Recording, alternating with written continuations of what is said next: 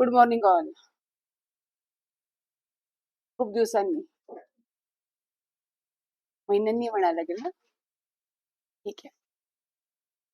So आजचा तुम्हाला सगळ्यांना टॉपिक माहिती आहे. काय टॉपिक आहे आपला? चेंजेस. ओके. चेंजेस म्हणण्यापेक्षा आता नवीन इन्कम टॅक्स इंट्रोड्यूस केला गेला. ओके. मागचा इन्कम टॅक्स खूप वर्ष जुना, किती सालचा होता? 1961चा मागचा इन्कम टॅक्स होता. म्हणजे 1961 पासून आता 25 पर्यंत किती वर्ष झाले? ऑलमोस्ट 64. 64 वर्षांनी हा टॅक्स काय करण्यात आला? बदलण्यात आला. गरज होती. तरीही खूप प्रोव्हिजन्स त्यांनी बदलल्यात अशातला भाग नाहीये. ओके. काही गोष्टी त्यांनी सिम्प्लिफाय करण्याचा प्रयत्न केलाय आणि एकदम चेंजेस नाही येणार. ऍक्ट नव्याने इम्पोज झालाय, त्यांनी काही बदल केलेले आहेत, पण हळूहळू ते काय करत जातील, आणखीन बदल करणार. एकदम ते बदल नाही करणार. जसं जीएसटी आल्यापासून जवळजवळ सेटल व्हायला तर 4 ते 5 वर्ष लागली. थोडे थोडे चेंजेस, आज एक, उद्या एक, परवा एक, तेरवा एक. तसं आता ही तयारी तुम्ही ठेवा की जो नवीन इन्कम टॅक्स येऊ घातलेला आहे त्यात आता काही चेंजेस आहेत, पण बेसिकली चेंजेस हे ऑलमोस्ट सगळे सेक्शनवर केलेले आहेत. म्हणजे जसे सबसेक्शन्स होते किंवा लँग्वेज थोडी त्यांनी सिम्प्लिफाय करण्याचा प्रयत्न केलाय की जेणेकरून इन्कम टॅक्स ऍक्ट हा एखादा सामान्य माणूस पण समजू शकेल. आणि जे हे होते सेक्शन, सबसेक्शन्स असायचे A B C D E, हे सगळे प्रकार त्यांनी काढलेत. हिंदी आहेत कैंडिडेट्स, अपन हे परत हिंदीत रिपीट करूयात. ओके. सो नया इनकम टैक्स आ रहा है, मीन्स आया ही है इनकम टैक्स एक्ट 2025 जो 1961 को रिप्लेस हो चुका है. इफेक्टिव कब से लागू है? अभी 1 अप्रैल 2026 से ये एक्ट हमको फॉलो करना है. इसका मतलब है अभी इनकम टैक्स एक्ट 1961 को हमको छोड़ देना है. इन्कम टॅक्स ऍक्ट 1961 ला आपण आता बाजूला करायचंय. अभी थिंग इज दिस, जिसका इनकम टैक्स का मॉड्यूल हो चुका है, आप लोगों को लगेगा इनकम टैक्स का मॉड्यूल हो चुका है, हमको ये सारा इनकम टैक्स शुरू से नया सीखना पड़ेगा क्या? तो नहीं. 5 हेड्स ऑफ इनकम वैसे के वैसे ही है, उसके कंप्यूटेशंस ऑलमोस्ट वैसे की वैसे ही है. खाली बदलाव किस में आया है? तो सेक्शंस में आया है और कुछ 2-3 जगह पे फिलहाल बदलाव है. बाकी इनकम टैक्स में नया बहुत ज्यादा पढ़ना है, इतने चेंजेस डेफिनेटली नहीं आए. सो जो भी इनकम टैक्स आप पहले मॉड्यूल में सीख चुके हो उसको वापस दोहराव. तुम्ही तो परत परत वाचा, कारण का तोच टॅक्स तुम्हाला अजून परत फॉलो करायचा आहे. फक्त 61 च्या ऐवजी 25. Wording 61, wording same. 61 में जो वर्डिंग है वही वर्डिंग 25 में. खाली चेंज किस में है? अंडर सेक्शन 24 बोल रहे तो वो सेक्शन चेंज हुआ होगा. रिडक्शन अंडर सेक्शन 16 म्हणलंय, अंडर सेक्शन 16 चेंज झालंय. चेंजेस किस में है? सेक्शंस में चेंजेस आ चुके हैं. बस समझ में. तो वो हमको चेंजेस अभी देखने हैं. इससे आगे चेंज होगा क्या? हो सकता है, पर आप पहले से इनकम टैक्स सीख चुके हो तो आपको चेंजेस अंडरस्टँड करने में कुछ भी दिक्कत नहीं आती है. ओके. तो तुम्ही हा विचार नका करू.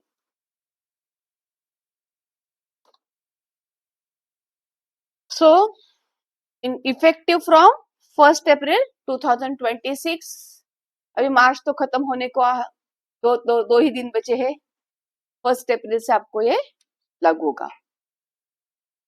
इसका मतलब असेसमेंट ईयर 2026-27 से लागू होगा. जैसे 1 अप्रैल 26 तो 1/4/2026-27 साठी हा लागू झालाय. For financial year 25-26, that is AY 26-27, the provision of Income Tax Act 1961 will be applicable. अभी ये स्पेसिफिकली क्यों बोला है? क्योंकि अभी आईटीआर फाइल करना बाकी है. ओके, अभी हम आईटीआर फाईल करेंगे. कौन से ईयर के लिए फाईल करेंगे? कुठल्या वर्षासाठी भरणार आपण आईटीआर? 25-26 ला. तर 25-26 चे आयटीआर जेवढे सगळे भरायचे आहेत ते आपल्याला कुठल्या ऍक्ट नुसारच भरायचे? 61. म्हणजे जुना अजून सोडायचं नाहीये. पुराना कुछ भी छोड़ना नहीं है. रादर पुराना छोड़ना ही नहीं है. मैंने क्या बोला? पुराने सब क्लॉजेस में चेंजेस नहीं है. बहुत कम क्लॉजेस में चेंजेस है, बहुत कम. इसलिए पुराना भी टैक्स आपको लगेगा. पुराना तो अभी आईटीआर फाइल करने तक तो पुराना ही लगेगा, बट साइमल्टेनियसली आपको नए को भी फॉलो करना है क्योंकि टीडीएस वगैरह कंप्लायन्सेस डे 1 से शुरू हो जाते हैं. टीडीएस वगैरे कंप्लायन्सेस, ऍडव्हान्स टॅक्स ह्याचे कॅल्क्युलेशन हे सगळं पहिल्यापासूनच साधारणतः या सगळ्याची सुरुवात जून पासून होते. ओके, टीडीएस ची सुरुवात तर एप्रिल पासून होते. ओके, सो या सगळ्याची सुरुवातीपासून म्हणजे एप्रिल पासून सुरू होत असल्या कारणाने आपल्याला मे साठी म्हणजे तुमच्या आयटीआर फाईल करण्यासाठी जुना टॅक्स हा सगळा माहिती पाहिजेच. आणि एप्रिल पासूनचे नवीन प्रोविजन्स आपल्याला फॉलो करायचे. आता स्ट्रक्चरल चेंज. अभी नया पुराने टैक्स में और नए टैक्स में चेंजेस क्या हो चुके हैं? तो the new income tax act has reduced content as compare to current income tax act. The section count has been reduced from more than 700 odd sections to 536. इसका मतलब क्या है? नंबर ऑफ सेक्शन जो 1961 में कितने थे? मोर देन 700 सेक्शन थे. अभी 2025 में उसको क्या कर दिया गया है? कम किया गया है, रिड्यूस किया है. 536 सेक्शन रखे हैं. जो चैप्टर थे वो 23 थे, अभी भी 23 ही है. नंबर ऑफ शेड्यूल्स जो है 14 थे, अभी 2 शेड्यूल बढ़ गए हैं. Content in term of pages 823 pages का एक्ट था पुराना. जुना एक्ट कितने पेजेस का होता? अभी वो कितने हो गए हैं? 622.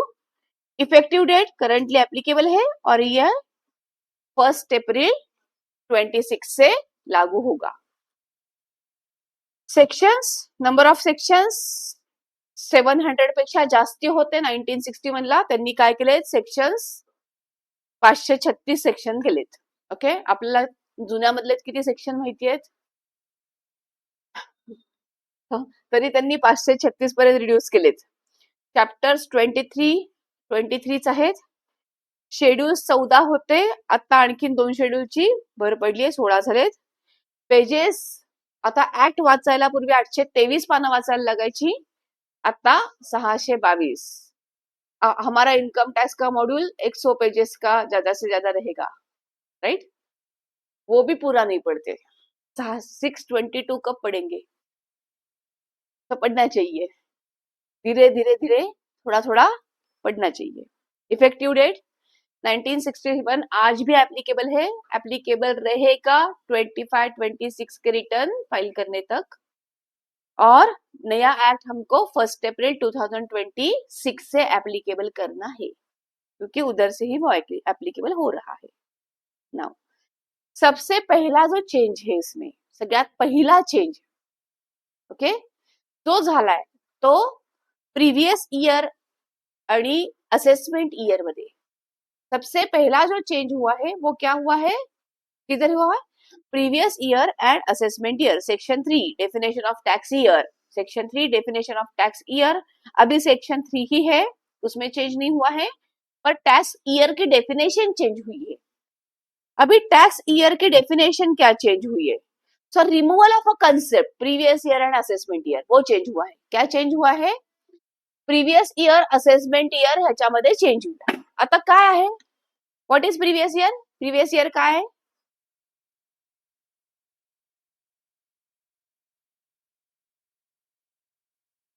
What is previous year?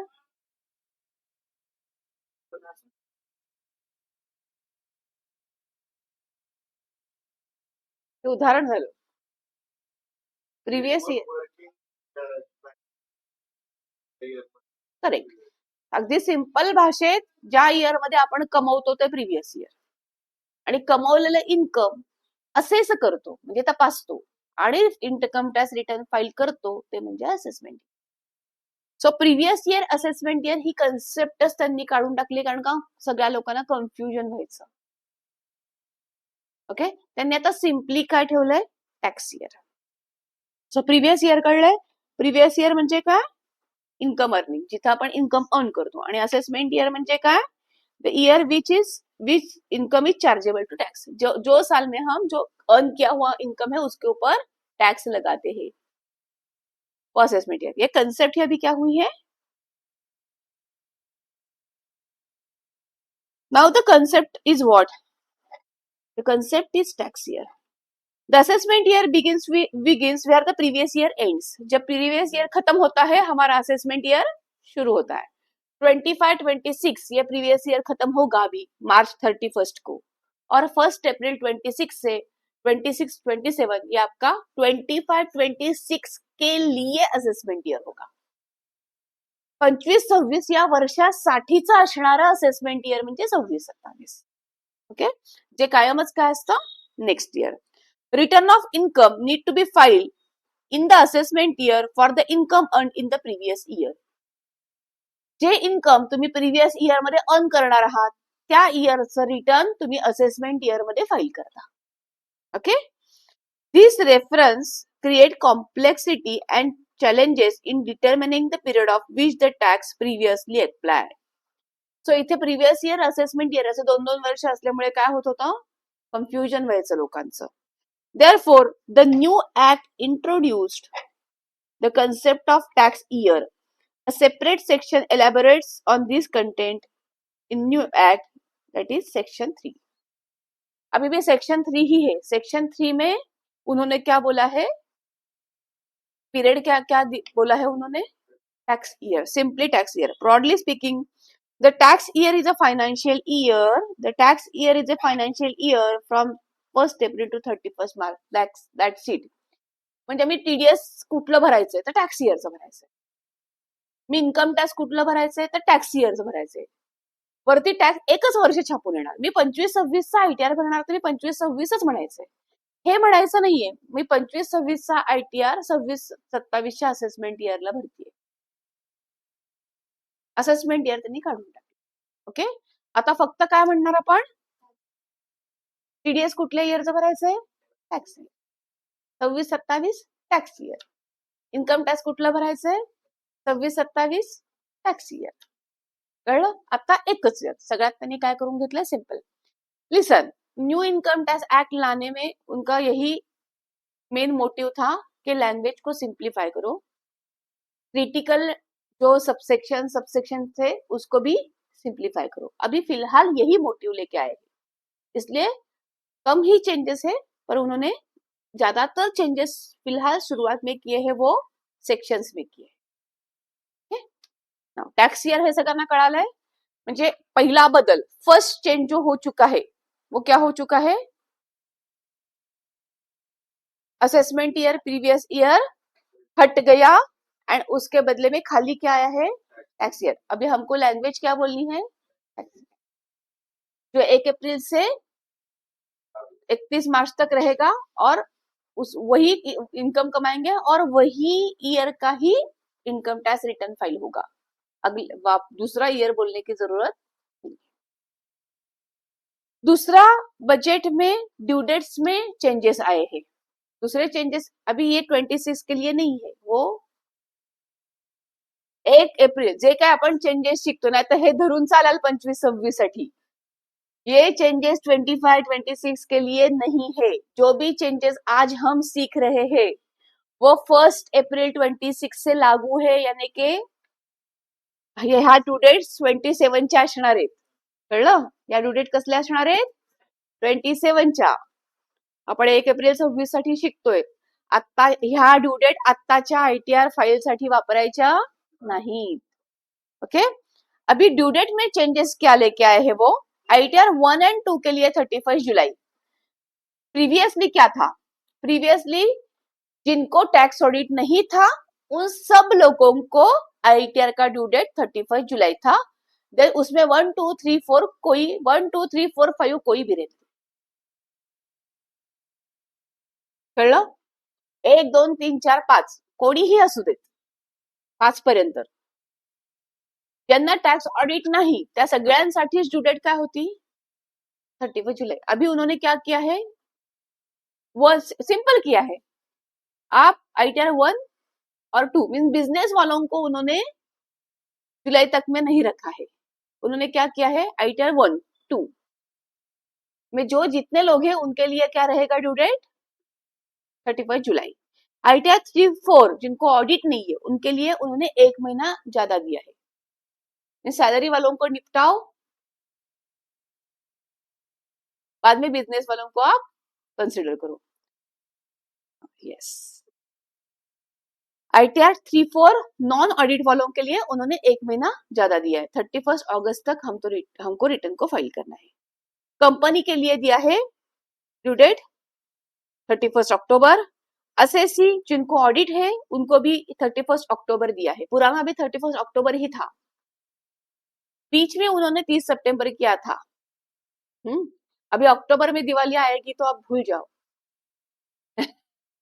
30 सितंबर होने की वजह से एटलीस्ट क्या था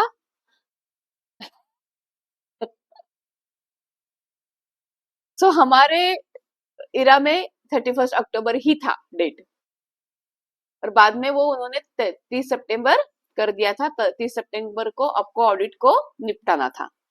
फिर और आईटीआर फाइलिंग उन्होंने अक्टूबर तक रखा था।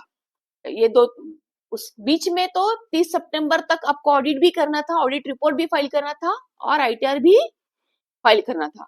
ये 2-3 साल में उन्होंने क्या किया, 2-3 साल में उन्होंने ऑडिट रिपोर्ट को 30 सितंबर की ड्यू डेट दी और उनके ही रिटर्न फाइल करने के लिए 31 अक्टूबर दिया था। अभी ऑडिट रिपोर्ट वगैरह ऐसा कुछ उन्होंने अलग नहीं रखा है। उन्होंने अभी क्या किया है 31 अक्टूबर पर्यंत तुम्ही आईटीआर ऑडिट आईटीआर सगळं करा। कोणाकोणासाठी कंपनी जिसको टैक्स ऑडिट है वो सब लोग नॉन कंपनी पर जिनको क्या लागू है ऑडिट है, पार्टनर और partner spouse whose firm is subject to tax audit. Firm को ऑडिट है तो पार्टनर्स का रिटर्न फर्म के साथ ही जाएगा, इवन दो पार्टनर्स को ऑडिट नाही कळलं। पार्टनर्सला ऑडिट नाहीये कारण का त्यांचे इन्कम ऑडिट तर नाहीये, पण फर्मला आहे ना ज्याच्यात ते पार्टनर्स आहेत, त्यामुळे ते सुद्धा ऑडिटच्या कक्षे ऑडिट नसलं तरी त्यांना ड्यू डेट ऑडिटची लागते। Okay, end assessee whom transfer pricing is applicable. Transfer pricing किसके लिए रहता है, वो जिनको दूसरे क्या सिस्टर कंसर्न बाहर के कंट्री में वगैरह होती है, जिधर फॉरेन ट्रांजैक्शंस होते हैं, जिधर क्या होते हैं उनको क्या लगता है ट्रांसफर प्राइसिंग लगता है। जिनको ट्रांसफर प्राइसिंग एप्लीकेबल है उनके लिए क्या डेट रहेगी 30 नवंबर। वो आज भी 30 नवंबर ही है, आगे भी 30 नवंबर ही रहेगी। सो पहिला चेंज हमने क्या देखा, पहिला चेंज आपण काय बघितलं, पहिला change tax year, assessment year new assessment year previous year गेलं आणि टॅक्स इयर आलं। Okay, if you want to note down whatever I am telling you, you can note it down। okay? दूसरा change हमने क्या देखा due dates में, income टॅक्सच्या due date मध्ये झालेले बदल। आईटीआर 1 2 प्रिव्हियसली काय होतं 1 2 3 4 31 जुलै non audit. As per income tax act 1961 ला काय होतं 1 2 3 4 एंड इवन 5 1 2 3 4 5 पांचवा आईटीआर जो है वो फर्म के लिए एलएलपी के लिए है। ओके, पांचवा आईटीआर किसके लिए होता है firm LLP. So 1 2 3 4 5 non audit सबको एक ही ड्यू डेट थी 31 जुलाई। अभी उन्होंने चेंज क्या किया है 1 2 31 जुलाई, 3 4 एंड 5 भी हम लिख सकते हैं क्योंकि नॉन ऑडिट वाला आईटीआर भी 31 अगस्त तक जाएगा। कंपनी और जिनको जो अदर देन कंपनी है पर जिनको ऑडिट एप्लीकेबल है उनके लिए, एंड फर्म एलएलपी उनको ऑडिट है और उनके पार्टनर के लिए, इन सब के लिए 31 अक्टूबर अभी ड्यू डेट हो चुकी है। किसके लिए 1 अप्रैल 26 से आगे 25-26 साठी नहीं। ट्रांसफर प्राइसिंग का उससे पहले भी ड्यू डेट 30 नवंबर ही था, आज भी 30 नवंबर उन्होंने कंटिन्यू किया है. Now new regime, section 202 the new income tax act versus 115 BAC existing income tax act. आता तुम्हाला सगळ्यांनाच ओल्ड आणि न्यू रेजिम हे माहिती असेल, 2 वर्ष चाललंय. ओल्ड रेजिम त्याला एज लिमिट होतं बिलो 60, 60 to 80, अबाव 80, ती म्हणजे ओल्ड रेजिम. न्यू रेजिम म्हणजे तुमचे टैक्सेस स्लैब चेंज हुए. Tax slab as per new regime क्या है, एक तो न्यू रेजिम में एज लिमिट कुछ भी नहीं रखा है. एज लिमिट आहे का न्यू रेजिमला? नाहीये. दूसरा क्या, उन्होंने नहीं स्लैब बहुत बड़ा दिया है. स्लैब क्या दिया है, एक तो एज लिमिट कुछ भी नहीं है कि कौन सा भी एज रहने दो, वुमन मेन एज लिमिट कुछ भी नहीं रखा है, एक ही स्लैब सबके लिए. और स्लैब उन्होंने बढ़ाया है, क्यों? उससे टॅक्स का बर्डन कम हो इसलिए. न्यू रेजिमच्या अनुसार त्यांनी काय केले, स्लॅब वाढवलेत. ओके, त्यांनी स्लॅब काय केलेत, वाढवलेत. कशासाठी? टॅक्स बर्डन कमी करण्यासाठी. जो टॅक्स जो 25-26 चा स्लॅब आहे न्यू रेजिमचा, तो 26-27 ला कंटिन्यू है.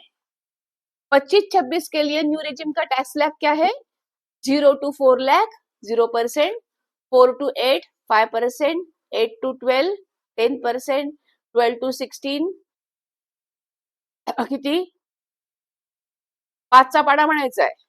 0 to 4 0%, 4 to 8 5%, 8 to 10 10%, then 12 to 16 15%, 16 to 20 20%, 20 to 24 25%, and about 24 30%. Simple 4चा पाढा आणि इकडे 5चा पाढा, सोपं लक्षात ठेवायचं. काय लक्षात ठेवायचं, 4 8 12 16 20 24, 24 ला थांबायचं, 24च्या पुढे 30%. इकडे पण 5चा पाढा कुठपर्यंत मोजायचा आहे, 30 ला येईपर्यंत. 5 10 15 20 25 30 ला थांबायचं. कळलं? अगदी सिंपल स्लॅब केलाय. सोपं लक्षात काय ठेवाल, सिंपल स्लॅब मध्ये 4चा पाढा 5चा पाढा. कळलं? Now rebate under section 87A, rebate में छूट. रिबेट में छूट कितनी है, रिबेट 60,000 तक की छूट है. Income limit 12 lakh. Income limit छूट कितनी, अभी ये न्यू टैक्स रेजिम 25-26 को जो है वही न्यू टैक्स रेजिम 26-27 को भी है. स्लॅब 4 लाखाचा 25-26 लाही आहे. तोच स्लॅब सध्या त्यांनी 26-27 लाही ठेवलेला आहे, त्याच्यामध्ये बदल झालेला नाही. बदल काय झालाय मग न्यू रेजिम मध्ये, 1961 म्हणजे 25-26 नुसार इंडिव्हिज्युअल HUF लाच न्यू रेजिम ऍप्लिकेबल होती. नाउ ही न्यू रेजिम त्यांनी individual HUF AOP BOI artificial jurisdiction पर्सनला ऍप्लिकेबल केली.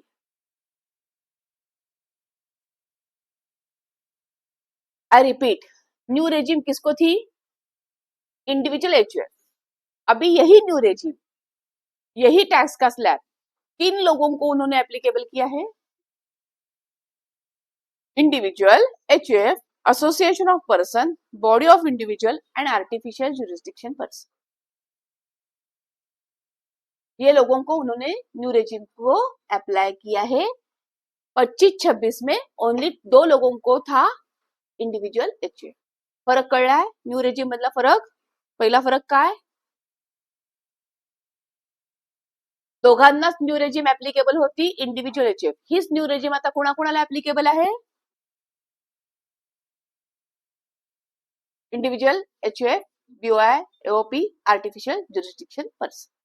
Okay, now opting out of a new regime option is made available in new income tax act also. आपको new regime लेना है कि नहीं लेना है, वो ओल्ड एक्ट में भी आपको चॉइस था, न्यू रेजिम में भी आपको चॉइस है. Okay, the new regime is still the default tax regime. अभी 25-26 को भी आपको न्यू रेजिम ही डिफॉल्ट आने वाली है. आपको यदि ऑप्ट आउट करना है न्यू रेजिम को तो आपको चॉइस, सबको फॉर्म भरना पडेगा. आता ही बाय डिफॉल्ट येणारी रेजिम कुठली येते, टॅक्स बेसिक तुम्हाला ITR फाईल केलं की डिफॉल्ट रेजिम छापून येणार आहे. ती कुठली येणार आहे, न्यू. टॅक्स कॅल्क्युलेशन तो कशानुसार दाखवेल, न्यू. तुम्हाला नको असेल तर तुम्ही ऑप्ट करायचंय ओल्ड रेजिमला.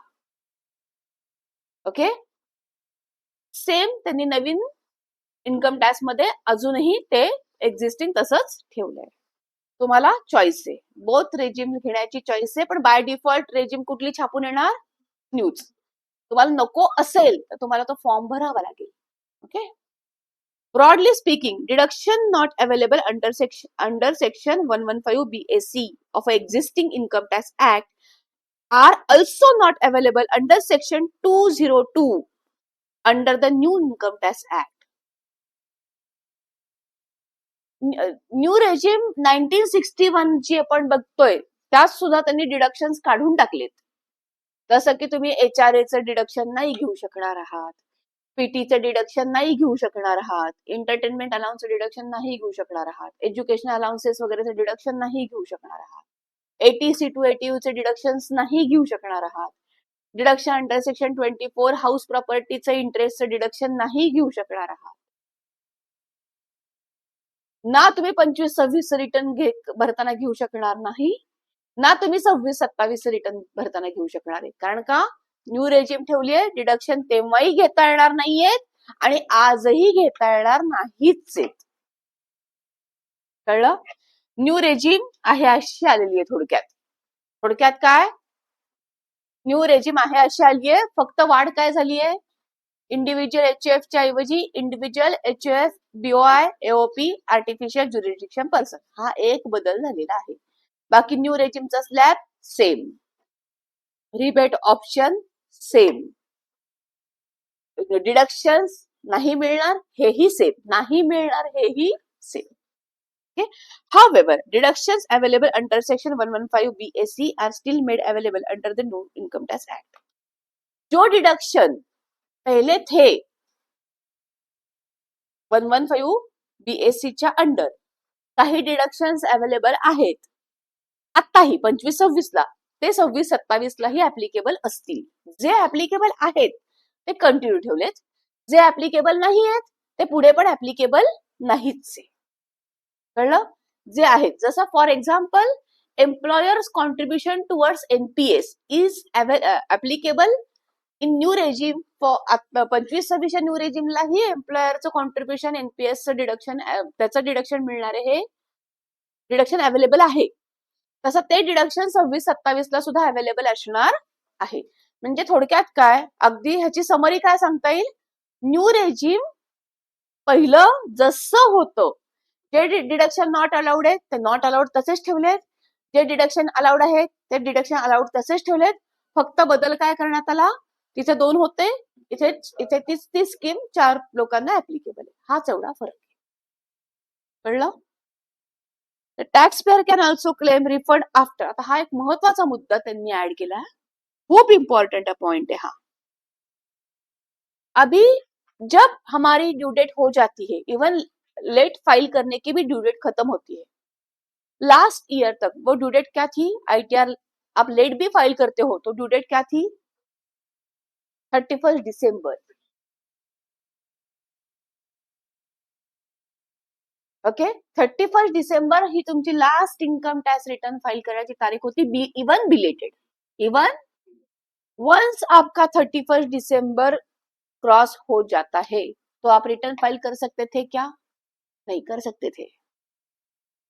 अपडेटेड रिटर्न तुम्ही फाइल करू शकता, पण subject to payment of tax. कसं होतं, अपडेटेड रिटर्न तुम्ही फाइल करू शकता, 3 वर्षापर्यंतचे रिटर्न आजही तुम्ही फाइल करू शकता. तुम्हाला मागचे 3 वर्षाचे रिटर्न कुणाचे भरून द्यायचे असते तर भरून द्या, अपडेटेड रिटर्न मध्ये भरून देऊ शकाल, पण subject to payment of tax. हो, तो टॅक्स तुमचा लेट फी असला तरी चालतो. ज्या असेसीला टैक्स लाइबिलिटी नहीं है थे, जो असेसी को टैक्स लाइबिलिटी नहीं आ रही है, उसका मैं रिटर्न फाइल कर सकती हूँ क्या? तो यस, कर सकती हूँ, क्योंकि वैसे भी लेट फी लगने वाली है. तो लेट फी का भी पेमेंट होता है ना, तो भी चलेगा. कुछ तो पेमेंट होना चाहिए. वो इंटरेस्ट का पेमेंट है, वो लेट फी का पेमेंट है, वो टैक्स का पेमेंट है, कुछ भी पेमेंट होना चाहिए. तो नील रिटर्न फाइल होगा. किसका? टैक्स का. पर क्या भरना पड़ेगा? Late fee. फिर भी वो अपडेटेड रिटर्न आप फाइल कर सकते हो. तो अपडेटेड रिटर्न जाते. पण तुम्हाला रिफंड असेल तर टीडीएस आहे, तुमचा टीडीएस आहे झालेला आणि तुम्ही वेळेत रिटर्न नाही फाईल करलं, अगदी ड्यू डेटच्या नंतर पण नाही फाईल केले, 31 दिसंबर पर्यंत तुम्ही रिटर्नच नहीं फाइल केलं, यदि आप 31 दिसंबर तक रिटर्न भी नहीं फाइल करते हो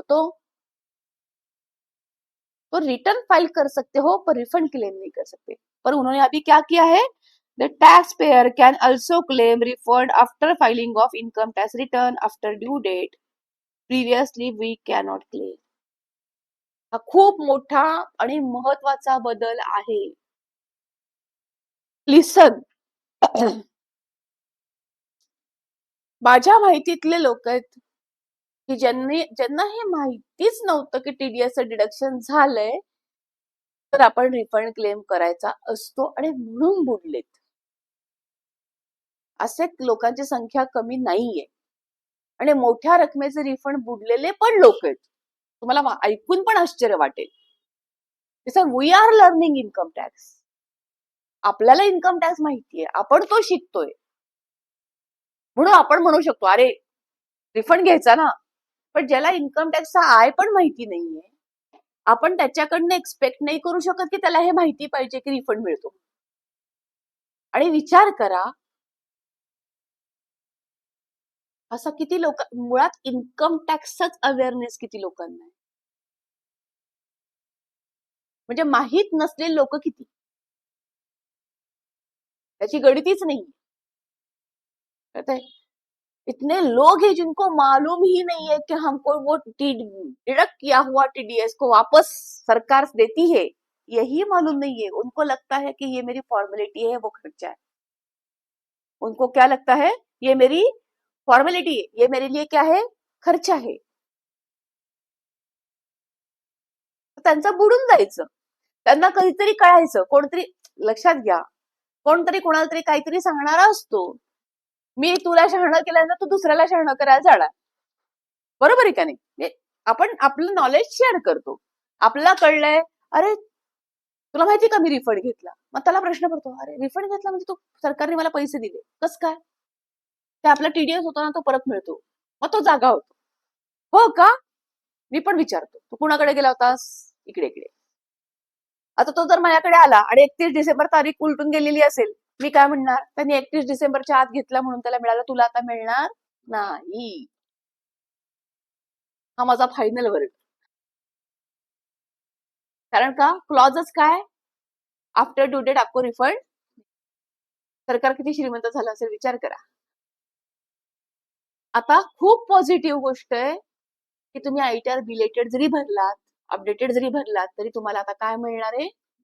लोकांचे स्वतःचे पैसे बुडणार नाहीत, लोकांना ते परत मिळतील. हा खूप मोठा बदल नवीन टॅक्स मध्ये केला गेलाय.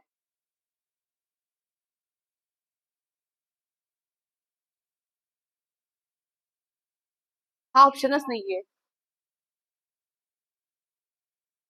10 हा.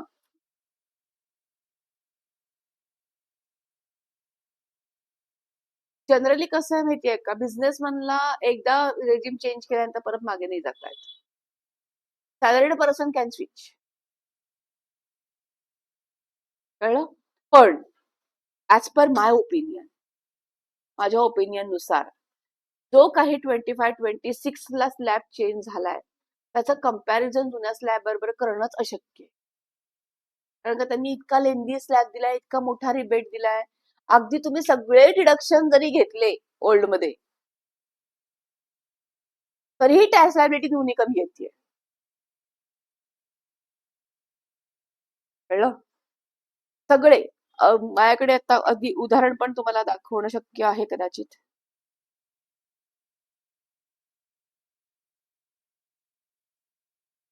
हे सगळं माझं लिंक जाईल.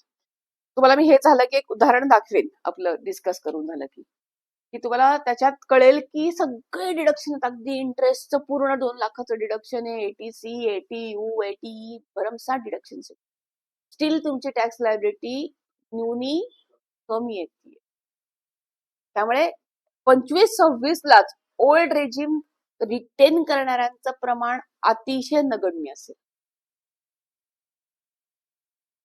माझ्या मते तर ओल्ड रेजिम ही एक फॉर्मॅलिटी राहणार आहे. तुम्हाला ते पुढे आयटीआर भरताना किंवा तुम्ही अजून सीएन कडे काम करत असाल आणि केसेस बघाल, तुमच्या हे कंपॅरिझन फार लवकर लक्षात येईल आयटीआर फाईल करताना की जो येतोय तो न्यू रेजिमलाच जातोय, जो येतोय तो न्यू रेजिमलाच जातोय. हा फरक है. नाउ अभी आज हम क्या सीखने वाले हैं, सेक्शन में चेंज. क्योंकि मैंने क्या बोला, एक्ट में चेंजेस नहीं है, जो चेंजेस हुए हैं वो मैंने बोल दिए हैं. अभी जो चेंजेस हुए हैं वो किसमें चेंजेस हुए हैं, सेक्शन में. मैं ये वर्ड फाइल आपको शेयर कर दूंगी. चार्जिंग सेक्शन, सैलरी का 15 ही था, अभी भी 15 ही है. डिडक्शन फ्रॉम सैलरी हम अंडर सेक्शन 16 बोलते हैं, अभी क्या बोलना है, 90. परक्विजिट सेक्शन था पर सबसेक्शन 2 था, देन उसको सेक्शन 17 ही रखा है, सब सेक्शन निकाल दिए हैं. सिंप्लिफिकेशन क्या किया है उन्होंने, मैंने क्या बोला अभी सुरुवात में, क्या बोला, एबीसीडी सब सेक्शन हे त्यांनी काढले. आता परक्विजिटचा सेक्शन कुठला, तर 17. आता 17 सबसेक्शन 1 आय, परत ते भरपूर काय काय असायचं, 17 ब्रॅकेटमध्ये I, A, B, C, D, हे काय भानगडी सगळ्या त्यांनी आता काय केल्यात, काढून टाकल्या. आता सिंपली परक्विजिट का सेक्शन क्या रहेगा, 17. इनकम फ्रॉम सैलरी का section 16. Profit in lieu of salary section 17 subsection 3 था, उसको 18 किया. त्यांनी आता कसं ठेवलंय, 17, 18, 19, 20 असं लक्षात ठेवा. ते सबसेक्शन सगळे काढून टाकलेत ऑलमोस्ट. कळलं. सो परक्विजिटचा सेक्शन 17. व्हॉट इज परक्विजिट्स,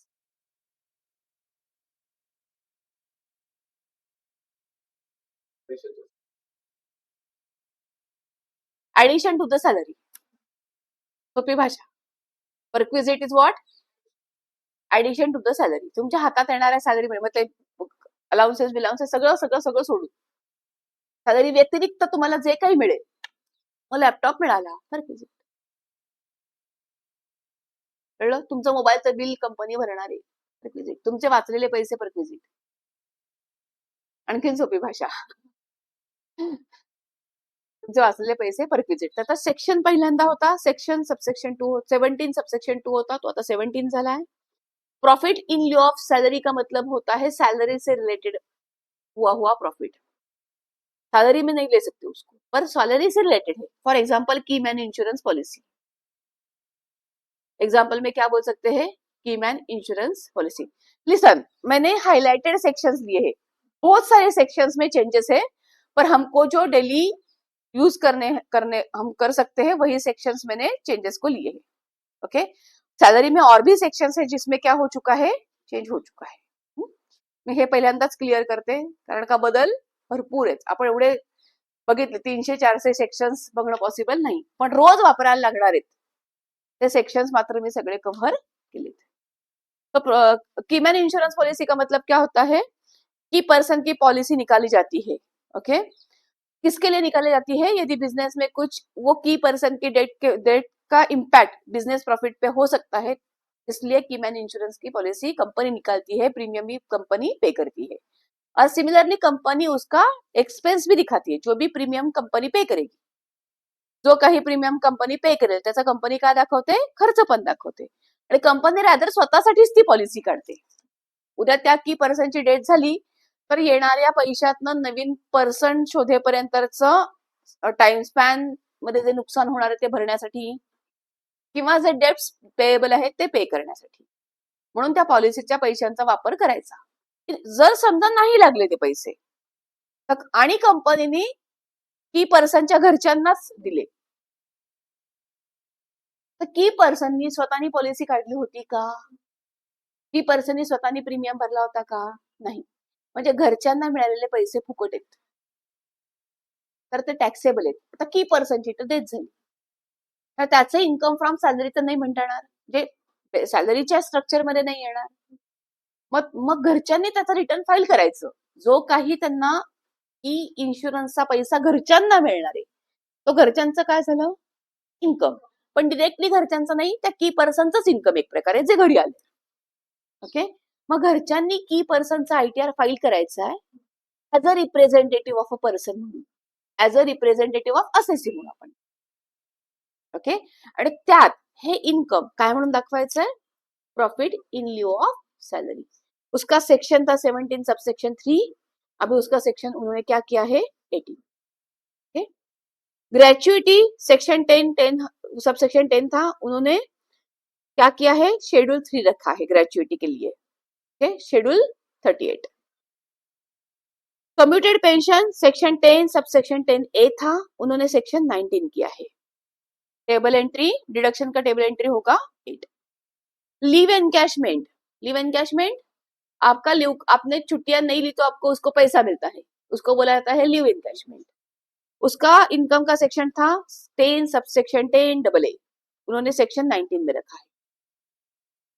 उसको टेबल दिए है, सेक्शन 19 के टेबल है. टेबल मध्ये एंट्री नंबर 8 आहे, टेबल मध्ये एंट्री नंबर 13 आणि 14 आहे, म्हणजे एकच टेबल ठेवलंय, सेक्शन एकच ठेवलाय. लीव एनकैशमेंट, कम्युटेड पेंशन, इन सबका सेक्शन क्या है 19. टेबल, टेबल मध्ये कितवा नंबरला आहे एवढं त्यांनी टेबलचा नंबरिंग दिले. स्टैट्यूटरी प्रोविडेंट सेक्शन 10 सबसेक्शन 11 था, उसका शेड्यूल कितना रखा है 2 रखा है. सेक्शन 11 को पढ़ो. Recognise provident fund section 10 subsection 12 था, उसके लिए सेक्शन 11 है, मतलब 11 को रेफर करना है, सेक्शन 11 को रेफर करना है, शेड्यूल 2 में रखा है उसको. House rent allowance section 10 subsection 13A था, उसको शेड्यूल 3 में लिया गया है ग्रेचुइटी के साथ. सीरियल नंबर 11 प्लस रूल 145 आपको पडणं आहे. आता हा हे त्या संलग्न वाचायचंय, त्यांनी काही क्लॉजेस दिलेत म्हणून ते वाचायचंय. ओके, पण शेड्यूल 3 लक्षात ठेवायचं. स्पेशल अलाउन्सेस जे आहेत, स्पेशल अलाउन्सेस सेक्शन 10 सबसेक्शन 14 आहे, त्याचं शेड्यूल 3 ठेवलंय. ओके, शेड्यूल 3 मध्ये ग्रॅच्युइटी आहे, हाऊस रेंट अलाउन्स आहे, स्पेशल अलाउन्सेस आहेत. टीडीएस ऑन सॅलरी सेक्शन 192, तो झालाय सेक्शन 392. रीड विथ 402, 402 मध्ये त्यांनी इंस्ट्रक्शंस दिलेले आहेत. ओके, 402 में उन्होंने क्या दिया है, इंस्ट्रक्शंस दिया है. सेक्शन कौन सा अप्लाई करना है आपको, खाली 392.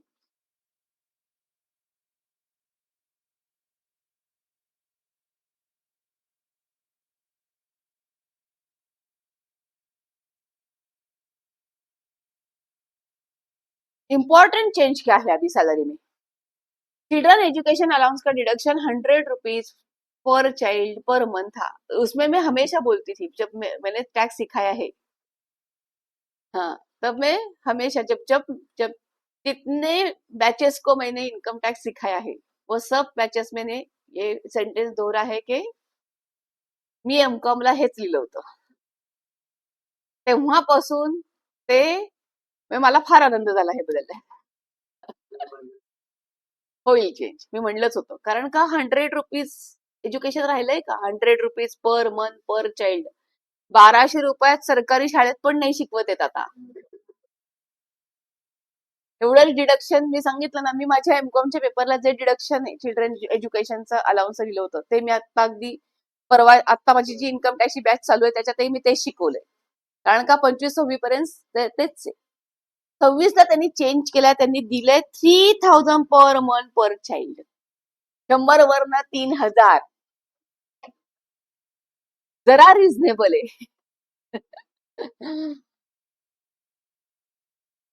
जरा म्हणून मी जरा 100 वरनं 3000 म्हणजे किती पट, 30 पटीने त्यांनी वाढ दिली की खूप दिली म्हणायची, म्हणून जरा रिझनेबल आहे.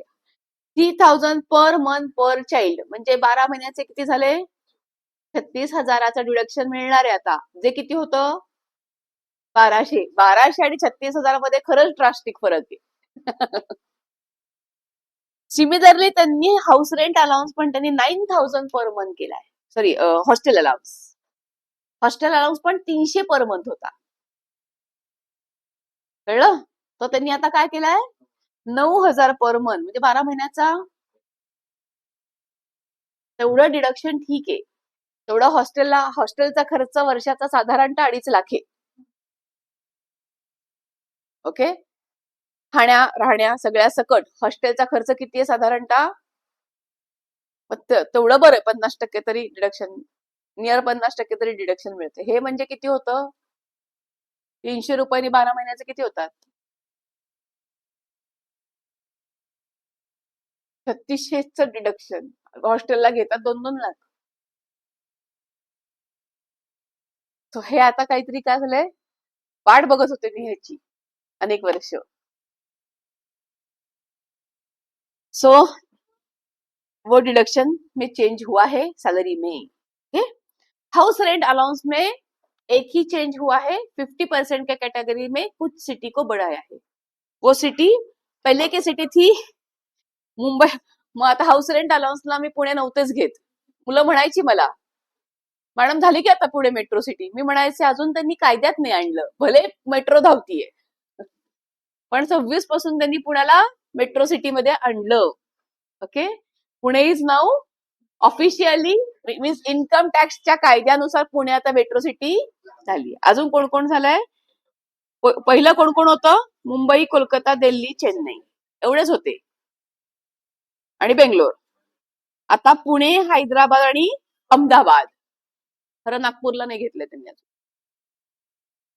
ओके, पुणे, हैदराबाद, अहमदाबाद पण आता मेट्रो सिटी मध्ये आले. तो HRAच्या कॅल्क्युलेशनला पुणे आलंय, बेंगलोर, पुणे, हैदराबाद आणि अहमदाबाद. ह्याच्या आधी आम्ही हे शिकवत नव्हतो, पुण्याला घेत नव्हतो. पण पेपर सोडवणारा कन्फ्युज व्हायचा, कारण का मेट्रो सिटी म्हणजे मेट्रो धावणारी सिटी. पुण्यात मेट्रो धावतीये, मग मी 50% घेऊ का 40% घेऊ? काही जण 50% घेऊन टाकायचे. तर ते कायद्यात आलं पाहिजे. पुण्यात मेट्रो धावली तरी इन्कम टॅक्सनी ते इन्कॉर्पोरेट करणं गरजेचं आहे, तोपर्यंत आपण ते घेऊ शकत नाही. आता इन्कॉर्पोरेट केलंय. So this is what income from salary. Income from house property मध्ये बाकी काही चेंजेस नाही झालेले. चेंजेस फक्त सेक्शन मध्ये झालेले. जस्ट आपण लिस्ट आउट करू. चार्जिंग सेक्शन 22 सेम आहे हाऊस प्रॉपर्टीचा. अॅन्युअल व्हॅल्यूचं डिटर्मिनेशन सेक्शन 23 ला होतं, ते 21 झालंय. डिडक्शन अंडर सेक्शन 24 अजूनही 24च ठेवलेत. कोणते कोणते डिडक्शन आहेत अंडर सेक्शन 24 हाऊस प्रॉपर्टीचे? इंटरेस्ट आणि होम लोनचं इंटरेस्ट आणि 30% स्टँडर्ड डिडक्शन, ते अजूनही सेक्शन 24 कंटिन्यू आहे. त्याच्यानंतर amount not deductible section 25 continue आहे. Arrears unrealised rent recovery section 25A होतं, तो 25A कंटिन्यू आहे. Arrears rent unrealised rent section 23 continue आहे. Property owned by co owners section 26 होतं, आता 24 आहे. Deemed owner concept section 27 continue आहे. आणि determination of annual value read with interpretation provision section 23 ओल्डला होतं, ते सेक्शन 21. फक्त बदल इथेच झालेला आहे.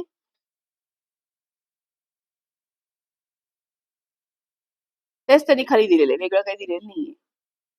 बाकी कुठेही मला बदल दिसत. हा, एरियर्स पण झालंय. प्रॉपर्टी ओन्ड हाऊस प्रॉपर्टी मध्ये त्यांनी फक्त किती बदल केलेत? लास्टचा सेम आहे, वरचा 2च केलेत. बस सेम आहे. ओके, तर हाऊस प्रॉपर्टी मध्ये ऍज सच 1961 मध्ये आणि 25 मध्ये फारसे बदल नाही. कळलं? Next head profit and gain from business and profession, ह्याच्यामध्ये सुद्धा कायद्यात बदल नाहीच आहे काही. अगेन डिसअलाउड एक्सपेंडिचर वगैरे जे आपण शिकलोय ते अजून कंटिन्यू आहे. कायद्यात अजून, मी तुम्हाला अजून रिपीट करते, कायद्यात फार बदल केलेले नाही. ते आत्ताशी त्यांनी एकदम बर्डन द्यायचं नाही म्हणून पहिले बदल त्यांनी फक्त काय केले, सेक्शन मध्ये केले. जे थोडेफार कायद्यात बदल केलेले आहेत ते मी तुम्हाला वेळोवेळी सांगते. पीजीबीपी मध्ये कायद्यात बदल नहीं. पीजीबीपी एक्ट में कुछ भी बदलाव नहीं है. किसमें चेंजेस है, सेक्शंस में चेंजेस है. चार्जेबिलिटी का सेक्शन था पीजीबीपी का 28 चेंज होके 26 हुआ है. कंप्यूटेशन का हाउ टू कंप्यूट सेक्शन 29 था, 27 हुआ है. रेंट रेट टैक्सेस का डिडक्शन अलाउड है. अभी ये क्या है, एक्सपेंसेस अलाउड. एक्सपेंसेस अलाउड में रेंट रेट टैक्सेस रिपेयर, ये जो इसका सेक्शन था 30, अभी 28 हुआ है. Repair insurance of machinery plant, वो भी हमने हमारे इनकम टैक्स के सिलेबस में भी ये सब लिखा हुआ सेक्शन के साथ ही है. खाली सेम है, खाली सेक्शन चेंज हुआ है. म्हणजे हा खर्च आपण घेऊ शकतो, हे अलाउड खर्च आहेत. हे कसले खर्च आहेत,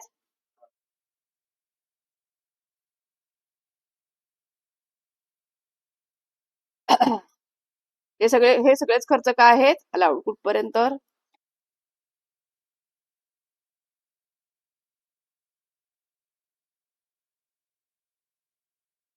ये अलाउड एक्सपेंडिचर में हमारे इनकम टैक्स के बुक में भी ये सारे कवर हो चुके हैं. खाली इसके सेक्शन चेंज हुए हैं. रेंट वाला सेक्शन 30 था, 28 हुआ है. प्लांट एंड मशीनरी वाला सेक्शन 31 था, 28 हुआ है. डेप्रिसिएशन का सेक्शन 32 था, अभी 33 हुआ है. सेक्शन 66 के साथ रीड करो ऐसे करके बोला है. ओके, हा महत्वाचा आहे, कारण का डेप्रिसिएशन आपण लिहिताना सुद्धा डेप्रिसिएशन डिडक्शन अंडर 32 लिहितो. आता लिहिण्याची पद्धत बदलावी लागेल, 33 लिहावं लागेल. अदर डिडक्शन जे आहेत, insurance, bonus, interest, PF, bad debt, त्याचं सेक्शन 36 होतं, ते आता 29, 30, 31, 32 झालेलं आहे. 66 ला रिफर करा. जनरल डिडक्शन जे आहेत त्याचं section, general deduction printing stationery, professional fees, तुमचं travelling and conveyance, puja expenses, हे तुमचे रोजचे डे टू डे जे रेव्हेन्यू एक्सपेंडिचर आहे, जे जनरल डिडक्शन्स आहे, त्याचं सेक्शन होतं 37, आता काय झालंय 42. Method of accounting, method of accounting accrual किंवा कॅश, त्याचं सेक्शन होतं 145, आता सेक्शन 276 झालंय. अमाऊंट नॉट डिडक्टिबल, फार ह्याचा अभ्यास करावा लागेल, पाठ करायला लागणार आहे. आता मी स्वतः सुद्धा म्हणताना मला स्वतःला पण पाठ करायला लागणार आहे, कारण का वर्षानुवर्ष डिडक्शन अंडर सेक्शन 16 असंच डोक्यात आहे. कळलं, तर ते आता काढून टाकायचं. म्हणजे ते आता वाचतानाच, आता मला कायदा वाचतानाच डिडक्शन अंडर सेक्शन हे, डिडक्शन अंडर सेक्शन ते, असे सगळे बदल, आणि वाचताना सतत वाचल्यावर ते वाईप आउट होणार आहे. तोपर्यंत आपल्या डोक्यातनं ते वाईप आउट होत नाही. म्हणजे अजूनही तुम्हाला जेव्हा तुम्ही प्रत्यक्ष काम कराल तेव्हा तेव्हा तुम्हाला प्रत्येक वेळेस उघडून बघायचंय.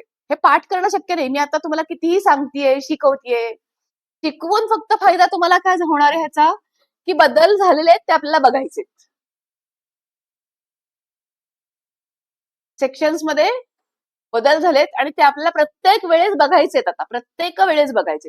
इकडं काही आलं की तिकडं उघडायचं, इकडं काही आलं की तिकडं उघडायचं. कळलं? सो जनरल डिडक्शन रेसिड्युअरी सेक्शन 37 तो 42 झाला. मेथड ऑफ अकाउंटिंग चेंज झालंय. मेथड ऑफ अकाउंटिंग तेच, कायद्यात जे जे मी आता डेप्रिसिएशन शिकवलं असेल इन्कम टॅक्सला ते तसंच, डेप्रिसिएशनचे रेट पण तेच, त्याच्यातही बदल नाहीये. फक्त सेक्शन डेप्रिसिएशनचा 32 होता, 33 झाला. कळलं? Then amount not deductible, TDS, remuneration, interest not deductible. Certain, हे नॉट डिडक्टिबल म्हणजे तुम्हाला सर्टन केसेसमध्ये तुम्ही एक्स्ट्रा अमाऊंट जी आहे, एक्स्ट्रा खर्च नॉट डिडक्टिबल आहे. कोणतं नॉट डिडक्टिबल असतं, एक्स्ट्रा म्हणजे काय, टीडीएस.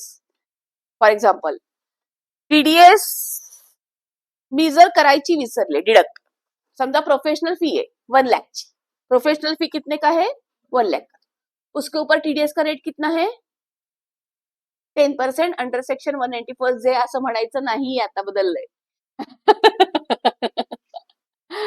कळलं? सो आता तुम्हाला टॅलीमध्ये सुद्धा पुढे मी येणारच आहे, टॅलीमध्ये सुद्धा आता सेक्शन्स काढून टाकायचे लेजर क्रिएट करताना. म्हणजे 1 एप्रिलला तुम्हाला काय करावं लागणार आहे, नवीन लेजर क्रिएट करायचे आणि एक्सपेन्सच्या हेडनी क्रिएट करायचे. म्हणजे टीडीएस ऑन कमिशन म्हणायचे, टीडीएस ऑन प्रोफेशनल फी म्हणायचे, जे तुम्ही टीडीएस अंडर सेक्शन 194 जे म्हणताय.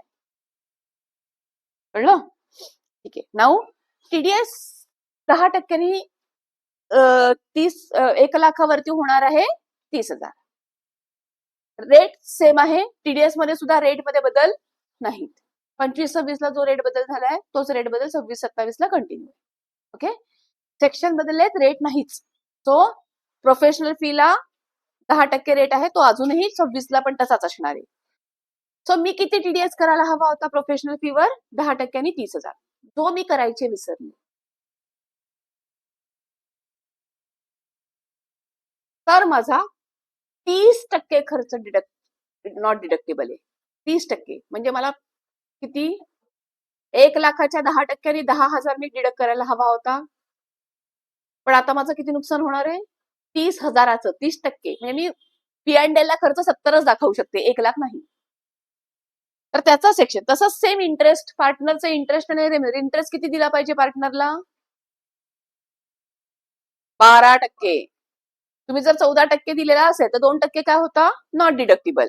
ते नॉट डिडक्टेबल मध्ये येणारे सेक्शन, त्याचं सेक्शन किती होतं 40 सेक्शन आपल्या इन्कम टॅक्सच्या पुस्तकात आहे आणि ते शिकलोय. तो सेक्शन बदलून किती झाला आता 60 आणि सेक्शन 66 सकट वाचायचा आहे. कळलं? तो सेक्शन झालाय 60 आणि 66 सकट वाचायचा आहे. Certain deduction on actual payment basis, म्हणजे बोनस तुम्हाला पेएबल दाखवता येत नाही. बोनस पेएबल तुम्ही दाखवू शकता जर तुम्ही आयटीआर फाईल करण्याच्या त्याचं पेमेंट करून टाकलं असेल तर. इंटरेस्ट पण तुम्ही पेएबल दाखवू शकता जर तुम्ही आयटीआर फाईल करण्याच्या आधी भरला असेल तर. म्हणजे 25-26 लोनचं व्याज आहे, 25-26 का लोन का इंटरेस्ट है, जो मैंने आगे आईटीआर भरने तक, आईटीआर फाइल करने तक भी नहीं पे किया है, तो उसका डिडक्शन इंटरेस्ट, ये खर्चा 25-26 का ही है, पेएबल है, ड्यू है, पर मैंने पे किया नहीं है. कब तक पे नहीं किया आईटीआर की ड्यू डेट तक. ड्यू डेट इम्पॉर्टंट, मी आईटीआर कधी भरेल माझ्या मनाची राणी आहे मी. लक्षात काय ठेवायचं आहे, आयटीआरच्या ड्यू डेट पर्यंत ते इंटरेस्ट 25-26 व्याज मी आयटीआरच्या ड्यू डेट पर्यंत नाही भरलं तर ह्या वर्षी तो खर्च मला कन्सिडर करता येत नाही. मी जर 26-27 मध्ये भरलं तर त्या वर्षीच कन्सिडर करता येतो. असे काही आहेत खर्च, जसे इंटरेस्ट आहे, एम्प्लॉयरचं कॉन्ट्रीब्युशन टुवर्ड पीएफ आहे, बोनस आहे. याच्या लक्षात, हे सारे जे खर्च आहेत त्याचं सेक्शन होतं 43B. ते सेक्शन चेंज होऊन किती झालंय 37. 66 बरोबर वाचा. Okay, return of income section 139 ला प्रोव्हिजन होती. सेक्शन 139 सब सेक्शन 1 काय सांगतं, return of filing before due date. कळलं? आता हे म्हणायचं नाही, आता म्हणायचं सेक्शन 263 आणि ते सेक्शन 349. म्हणजे जसं 139(1) हे return of filing on or before due date होतं, तसं रिटर्न 139(4) कशाचं होतं 139(5), 139(3) रिलेटेड रिटर्न, लॉस रिटर्न, त्याचे सेक्शन सबसेक्शन होते, हे त्यांनी काढले. आता आपल्याला कुठपासून वाचायचंय 263, 349 असं वाचायचंय.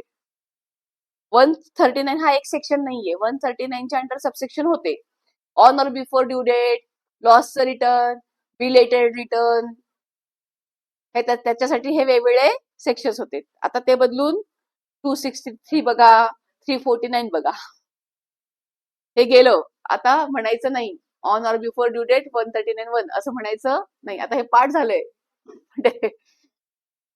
मी सांगितलं ना, जेवढा आता मी इथे जरी बसलीये तुमच्या समोर तरी जसा त्रास तुम्हाला आहे तेवढाच त्रास आता मला पण आहे. शिकवताना पण आणि काम करताना पण. कारण का मला शिकवताना ही आठवण ठेवून शिकवायचंय. तेवढे सगळे पुस्तकात बदल करायचे. लक्षात? ठीक आहे. नाव ऑडिट अँड प्रिझम्पटिव्ह टॅक्सेशन. ऑडिटला ओल्ड सेक्शन्स जे होते ते गेले, न्यू सेक्शन्स न्यू ऍक्ट प्रमाणे आले ते मी पुढे तुम्हाला मी इथे खाली लिहिलेत. त्याचे खाली लिहिलेत. ऑडिटचा सेक्शन 44 AB गेला. आता तेही आपल्याला पाठ झालंय. 44 A maintenance of books of accounts. 44 AB for audit गेलं. आता section 58 read with section 63. Presumptive taxation 44 AD गेला. 58. आता हे सगळ्यालाच त्यांनी 44 AA, AB, AD, ADA, AE हे जे 44 आहे ते त्यांनी सगळेच कशाचे अंडर आणलेत? एवढंच लक्षात ठेवा. Maintenance of books of accounts काय सेक्शन 44 AA होता. इव्हन तोही त्यांनी 58 च्या अंडर आणलाय.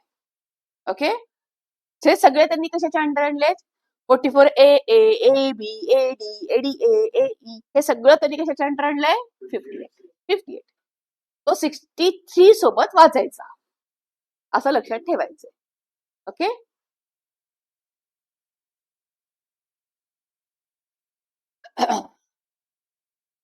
$58 बहुतेक हे रिपीट झाले. प्रिझम्पटिव्ह टॅक्सेशनचं कॉपी झालंय. ठीक आहे. So this is what changes in PHPP. बाकी काहीही चेंजेस नाही. बेसिक टॅक्सेशन मध्ये चेंजेस नाही. कॅपिटल गेन चार्जिंग सेक्शन 45 होतं ते 67 झालंय. कॅपिटल असेटची डेफिनेशन सेक्शन 2 सबसेक्शन 14 होती, सेक्शन 2 सबसेक्शन 22 झाली आहे. ट्रान्सफरची डेफिनेशन 247 आहे, ती 2109 झाली आहे. कॅपिटल गेनचं कम्प्युटेशन 48 होतं ते 72 झालंय. फुल व्हॅल्यू ऑफ कन्सिडरेशन 53 होतं 78 झालंय. कॉस्ट ऑफ एक्विजिशन 49 होतं ते 73 झालंय. कॅपिटल गेन ऑन डेप्रिसिएबल असेटचं सेक्शन 50 होतं ते 74 झालंय. देन एक्झम्पशन्स रेसिडेन्शियल हाऊसचे एक्झम्पशन 54चं सेक्शन 82 झालंय. 54F चं सेक्शन 86 झालंय. ऍग्रिकल्चर लँड 54B होतं ते 83 झालंय. Short term capital gain 11111A होता तो 196 झालाय. लॉंग टर्म कॅपिटल गेन 112 हे सेक्शन होतं ते 197 झालं. ह्याच्या व्यतिरिक्त कॅपिटल गेन टॅक्स मध्ये कुठलाही बदल झालेला नाही. त्यामुळे बर्डन घेऊ नका. बर्डन जो टॅक्स चालत आलाय तोच टॅक्स पुढे आलाय. 2-4 चेंजेस मी सांगितलेत. ओके, आता महत्वाचं आहे व्हर्च्युअल डिजिटल असेट. आता कॅपिटल गेन मध्ये झालेला एकच महत्वाचा बदल, virtual digital asset has now been included as a taxable capital asset. Taxable capital असेटच्या डेफिनेशन मध्ये आता कोणाला इन्कॉर्पोरेट केले गेले? व्हर्च्युअल डिजिटल असेट म्हणजे काय? व्हर्च्युअल डिजिटल असेट का मिनिंग क्या है? बिटकॉइन, क्रिप्टोकरन्सीज या सगळ्या कुठे आल्या? त्यांना कॅपिटल असेट 30% टॅक्स होता. Nothing is deductible. Flat 30 loss consideration में नहीं है, उसका फ्लैट प्रॉफिट होता है. वर्चुअल डिजिटल असेट बेच के प्रॉफिट होता है तो सीधा 30% टैक्स. अभी उन्होंने असेट के डेफिनेशन में किसको लेके आए हैं? वो ये एक ही चेंज हुआ है. बाकी 30% tax, nothing is deductible is common. Income from other sources में कुछ सेक्शन चेंज हुए. ओल्ड में डिविडेंड वगैरह का सेक्शन 56 था. अभी नया में उनका सारा उन सब लोगों का डिविडेंड, इंटरेस्ट, बेटिंग, गॅमलिंग सगळं याचा सेक्शन 56 होता तो आता 92 झालाय. गिफ्टचा सेक्शन 56 होता आताही 56 चे.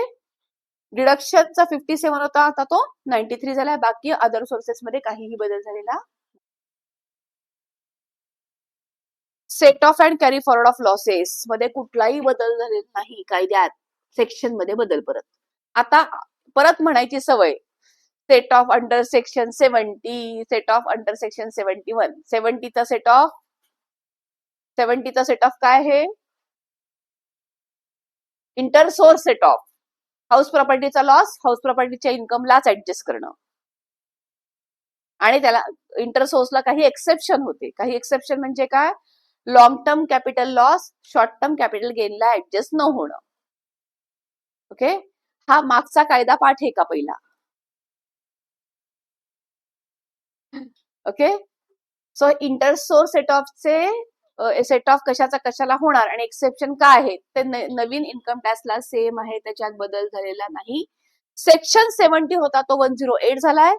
इंटरहेड सेट ऑफ म्हणजे हाऊस प्रॉपर्टीचा लॉस सॅलरीला ऍडजस्ट करणे. त्यालाही काही एक्सेप्शन आहेत, जसं की बिझनेस लॉस सॅलरीला ऍडजस्ट करू शकत नाही.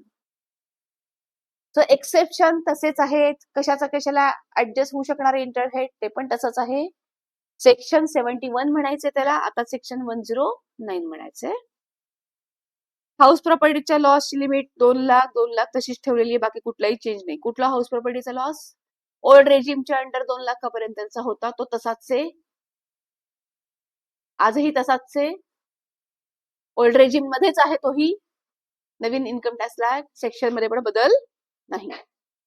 सेक्शन मध्ये बदल आहे. 71 3A होतं, हा 109. कॅपिटल लॉस रेस्ट्रिक्शन 71 ला आहे. रेस्ट्रिक्शन काय कॅपिटल लॉसचं? Long term capital loss short term capital गेनला ऍडजस्ट होऊ शकत नाही, त्याचं सेक्शन 109 झालंय. बिझनेस लॉस सेक्शन 72 112 झालाय. कॅपिटल लॉस सेक्शन 74 तो सेक्शन 111 झालाय. स्पेक्युलेटिव्हचा लॉस सेक्शन 73 सेक्शन 113 झालाय. बाकी ह्याच्यात 8 वर्ष तसेच आहेत. स्पेक्युलेशन लॉस 4 वर्षात कॅरी फॉरवर्ड करू शकतात, तोही तसाच आहे, कुठलेही बदल नाही. स्पेसिफाईड बिझनेस लॉस 73A च्या अंडर होता तो 114 झालाय. म्हणजे 11 12 13 14 ही सिरीज त्यांनी दिली आपल्याला 71 72 ची काढून. ओके, रेस हॉर्सचा लॉस 74 च्या अंडर होता, सेक्शन 74A त्यांनी 115 दिले त्याला. 4 वर्षाचं कॅरी फॉरवर्ड हे सेम आहे, पूर्वी पण होतं आताही तसंच आहे. परत set off and carry forward of लॉसेसला कायद्यात बदल नाही, फक्त बदल कशात झाले? सेक्शन मध्ये. डिडक्शन्स 80C to 80U चे डिडक्शन्स अगेन 80C बदलून 123 झालंय. शेड्यूल XV सोबत तुम्ही बघा. XV म्हणजे काय? 15. ओके, 15 सोबत बघा.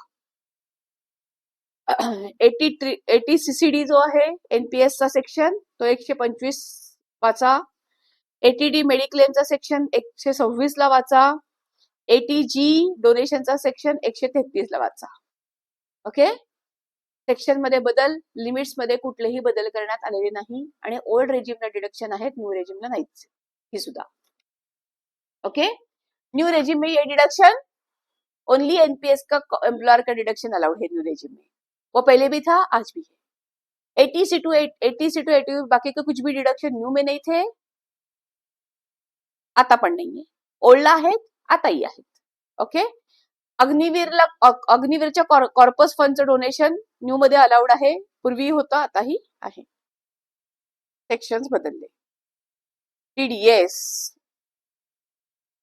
सॅलरी सेक्शन 192 बदलून 392 झालाय. एक्युमुलेटेड पीएफ बैलेंस यदि आप विड्रॉ करते हो 50,000 तक, 50,000 से ज्यादा, तो आपको 10% का टीडीएस उस पर लग चुका है, पर वो भी सेक्शन 392 के अंडर ही रहेगा, जो पहिल्यांदा 192A झाला होता. इथे त्यांनी कशाच्या अंडर घेतलंय? 392.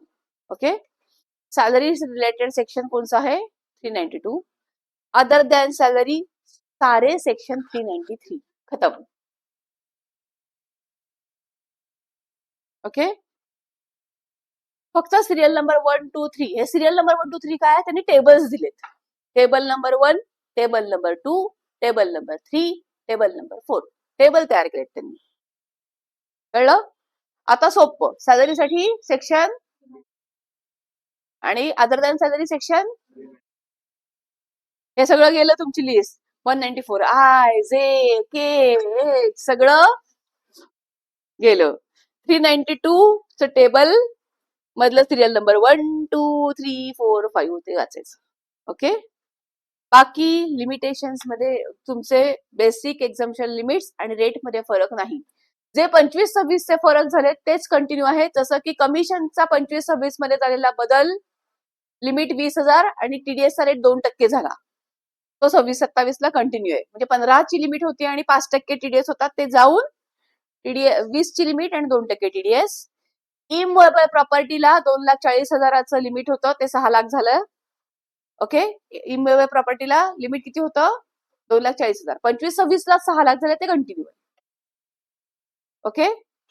बाकी कुठेही बदल झालेले नाहीत. आणि प्रोफेशनल फीला 25-26 लाच लिमिट 50,000 झाले. प्रोफेशनल फीला 30चं लिमिट किती झालं? 50 झालंय. ओके. 25-26 लाच झाले, ते त्यांनी 26 ला कंटिन्यू ठेवले. हे 2-4 बदल 25-26 लाच झाले टीडीएस मध्ये, ते पुढे कंटिन्यू आहे. बाकी जे कॉमन आहे तेही पुढे कंटिन्यू आहेत. फक्त बदल काय झाला? खूप मोठा बदल काय आहे? सेक्शन 194 आय जे के एल एम सगळं काढून टाकायचंय.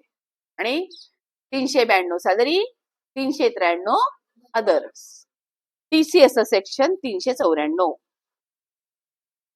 टीसीएस सेक्शन 394 लक्षात ठेवा. बाकी कुठेही कुठलेही बदल झालेले, फॉर्म्स मध्ये बदल झालेले आहेत. हे महत्वाचे बदल आहेत. ऑडिटचे फॉर्म जे होते 3CA CBCD ते सगळंच मिळून एकच फॉर्म आहे ऑडिटसाठी आता 26. ओके. ऑडिटचा फॉर्म होता 3CA 3CBCD, एवढे सगळे फॉर्म भरून द्यायला लागायचे. आता ऑडिटला एकच फॉर्म भरायचा, फॉर्म नंबर 26. टीडीएस रिटर्न सॅलरीचा जो 24Q होता तो 138 झालाय. टीडीएस रिटर्न नॉन रेसिडेंट साठी 26Q अदर दॅन सॅलरी म्हणायचंय मला. टीडीएसचं return other than salary 26Q होतं, ते 140 झालंय. एनआरआय साठीचं टीडीएस रिटर्न 27Q होतं, ते 144 झालंय. टीसीएस रिटर्न 27EQ होतं, ते 143 झालंय. 26A ची समरी आता बघायची नाही, 168 ची बघायची. पॅन ऍप्लिकेशन 49A होतं, ते 94 झालंय. पॅन ऍप्लिकेशन 49B होतं, ते 135 झालंय. आणि टीडीएस सर्टिफिकेट फॉर्म नंबर 16 होता, तो 130 झालाय. टीडीएस सर्टिफिकेट फॉर्म 16A हा अदर दॅन सॅलरीचा होता, तो 131 झाला. आणि जे तुम्हाला फॉर्म 15G 15A चे डिक्लेरेशन द्यायला लागायचे होते नॉन टीडीएस साठी, नॉन टीडीएस के लिए फॉर्म 15GH में जो भी डिक्लेरेशन आप देते थे वो अभी फॉर्म नंबर एक ही डिक्लेरेशन, एक ही फॉर्म रखा है, फॉर्म 121 में ही देना है. डिक्लेरेशन सेम, ऊपर का हेडिंग चेंज. कळलं? बदल कळले? 26A म्हणायचं नाही. काय म्हणायचं? मला हे पाठ करायचंय. 168 26A म्हणायचं नाही. आता म्हणायचं फॉर्म 16 म्हणायचं नाही. आता 130 फॉर्म 60A म्हणायचं, 16A म्हणायचं. काय म्हणायचं? कळलं? 24Q चं रिटर्न म्हणायचं नाही. 121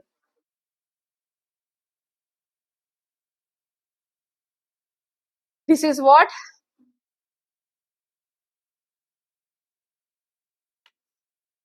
कळलंय? ठीक आहे. मला काही क्वेश्चन असेल तर विचारू शकता.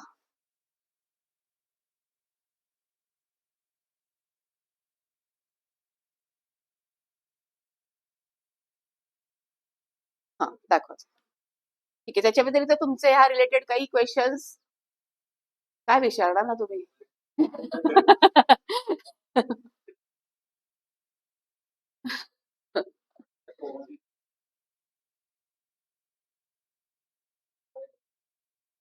स्पेक्युलेटिव्ह. फक्त सेक्शन बदललाय.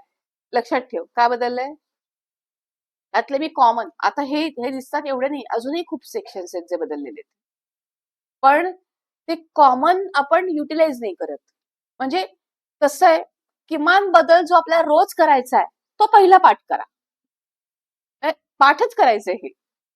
तुम्हाला हे प्रॅक्टिस करावी लागणार आहे. फॉर्म नंबर 16 ही प्रॅक्टिस सोडावी, हे सोडणं अवघड आहे, लक्षात घ्या. कारण का इतकं सवय झाली आहे. 16चा फॉर्म, 16चा फॉर्म, 16चा फॉर्म, इतकं इथे बसलंय.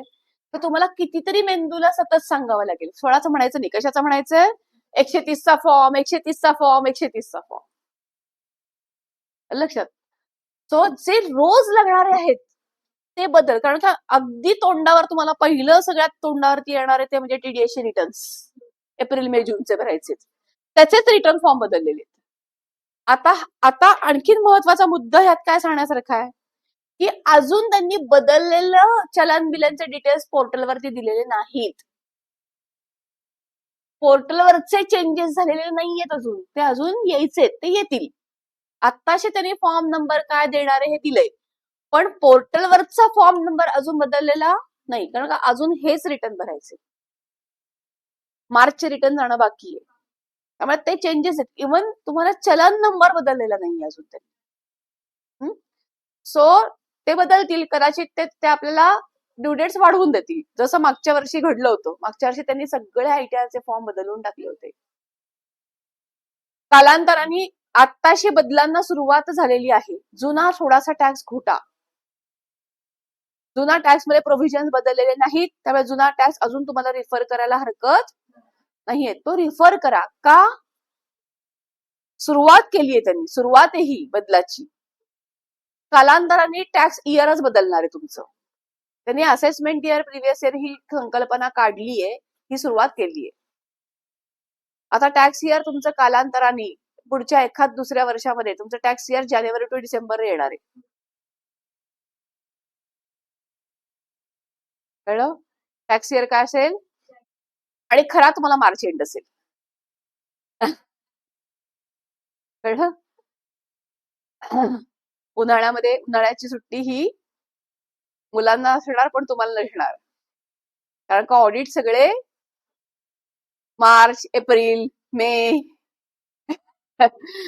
हा सीझन जाईल. जुलैच्या पुढचा सीझन होता तो येईल आणि मागे येईल. हे रेकमेंडेशन आहेत आणि ते हळूहळू येतील, ते एकदम एवढे बदल देणार नाहीत. म्हणून त्यांनी 31 डिसेंबर रिटर्न फायलिंग करायला कधीच सुरुवात केली. 31 डिसेंबरची सवय लावायला त्यांनी कधीच सुरुवात केली. कळलं? ते बदल होईल. अजून हे कायद्यामध्ये त्यांना फॉर्म मध्ये खूप बदल करायचे. अजूनही त्यांनी 1, 2, 3, 4, 5, 6 ही काही लांबड लावली आहे, ती पण त्यांना कमी करायची आहे. लक्षात. एकच फॉर्म ठेवायचा आहे त्यांना इन्कम टॅक्स सुद्धा. तुम्ही सेक्शन चूज, आता त्यांनी तसं ऑलरेडी सुरुवात केलं.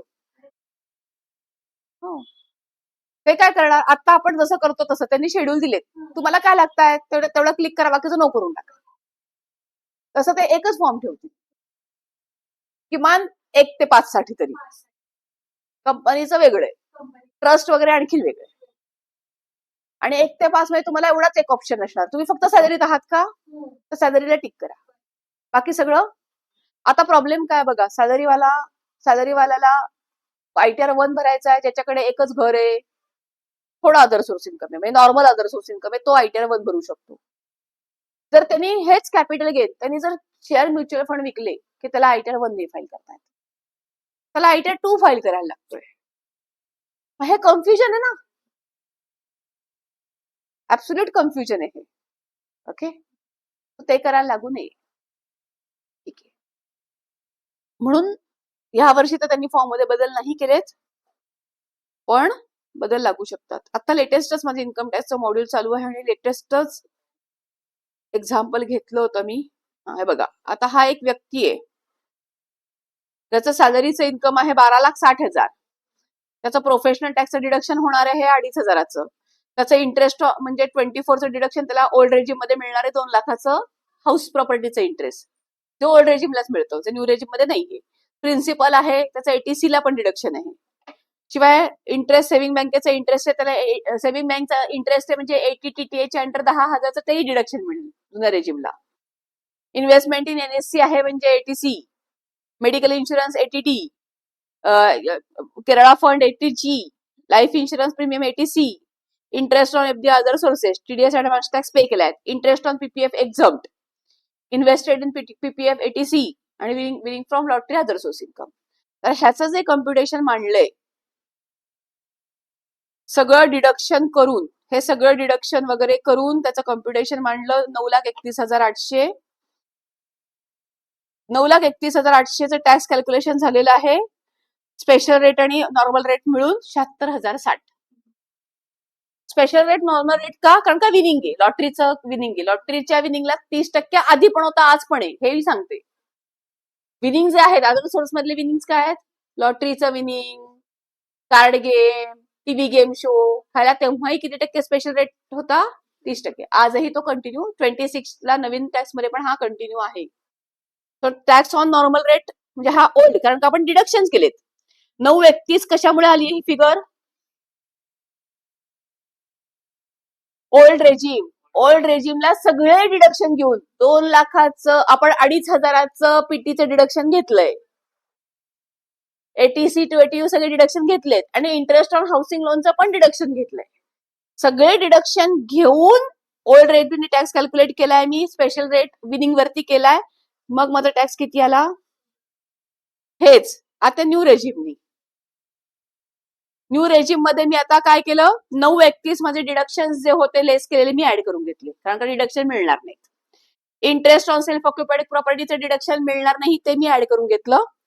पीटी पण डिडक्शन न्यू रेजिम मध्ये नाहीये, ते पण मी ऍड करून घेतलं. आणि सॅलरीचं डिडक्शन मी वजा करून घेतलं. सॅलरीचं डिडक्शन वजा का केलं? कारण का ओल्ड रेजिम मध्ये 50,000 स्टँडर्ड डिडक्शन आहे, न्यू रेजिम मध्ये 75 आहे. म्हणून अजून 25,000चं डिडक्शन मी वजा केलं. असं करून न्यू रेजिम नुसार माझं टॅक्सेबल इन्कम किती आलं?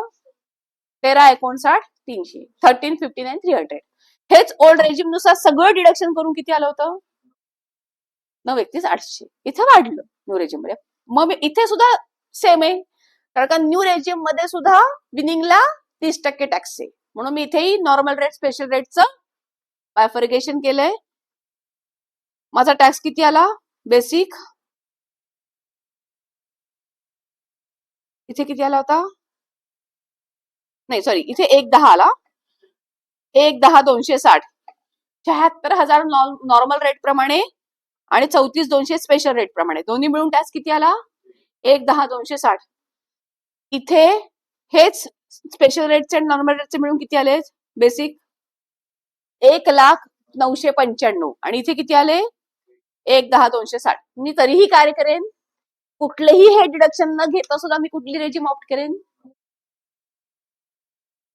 कळलं? कारण न्यू रेजिमचा खूप आहे. हा, अजून काही डिडक्शन असते, अजून काही डिडक्शन्स असते तर कदाचित फरक पडला असता. म्हणजे माझं एटीईचं पण डिडक्शन आहे, इंटरेस्ट ऑन एज्युकेशन लोन, तर मात्र चॉईस करायला वाव होता, कारण का डिफरन्स खूप कमी आलाय.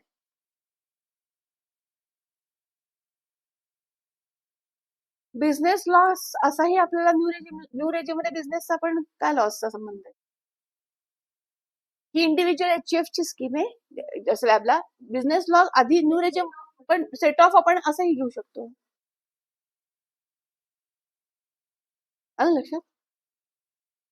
पण कशाचा सेट ऑफ नाही घेऊ शकत आहे? हाऊस प्रॉपर्टीचा नाही घेऊ शकत.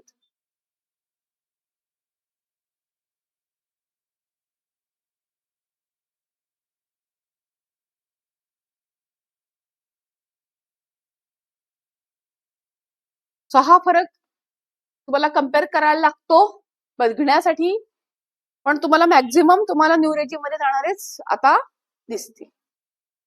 काय काय ऍड आणि काय ऍड केलं हे कळलं ना? मी जुन्यामध्ये हे सगळं लेस केलं होतं, नवीनसाठी हे सगळं मी ऍड केलं. तर तुम्हालाही कम्पेअर करताना ही मेथड सोपी. कळलं?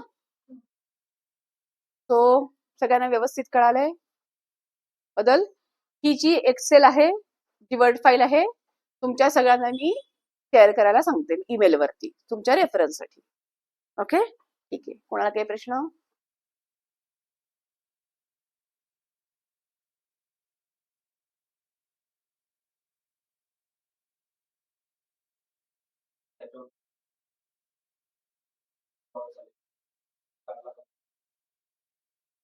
स्पेक्युलेटिव्ह चा लॉस स्पेक्युलेटिव्हच्या इन्कमला ऍडजस्ट होतो. स्पेक्युलेटिव्ह बिझनेस लॉस स्पेक्युलेटिव्हच्या इन्कमलाच ऍडजस्ट होतो. नाही, 4 लाखाचाच इन्कम बेसिक एक्झम्पशन लिमिट 4 लाख आहे.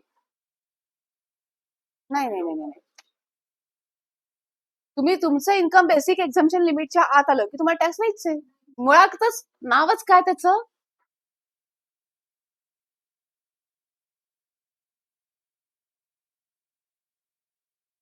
रेट मध्ये नाही चेंज झालं. सेक्शन मध्ये काही चेंज झाला असेल तर बघावं लागेल.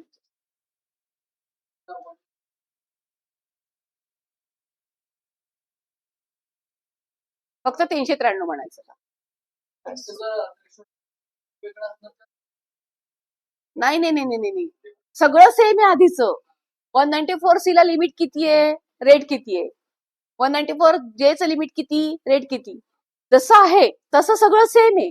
कमिशनचं limit 20,000, rate 2%, professional फीला limit 50,000, rate 10%, हे सगळं सेम आहे. फक्त जे सी हे न म्हणता 393 म्हणायचंय. कळलं? म्हणून तुम्हाला लक्षात घे, म्हणूनच तुम्हाला जर तसं एकच ठेवलं असतं सगळ्याला सरसकट, मग टीडीएसचं एकच हेड केलं की झालं ना. पण टीडीएसचे प्रत्येक हेड वेगळाच आहे. तुम्हाला फक्त आपण जो TDS payable under section 194J म्हणतोय त्याच्याऐवजी तुम्हाला TDS payable for professional fee असं म्हणायला लागेल. कारण का सेक्शन आता एकच राहिला 393. प्रोफेशनल फीला पण 393, कमिशनला पण 393, कॉन्ट्रॅक्टला पण 393. हा, लिमिट्स रेट सगळं तसंच्या तसं आहे.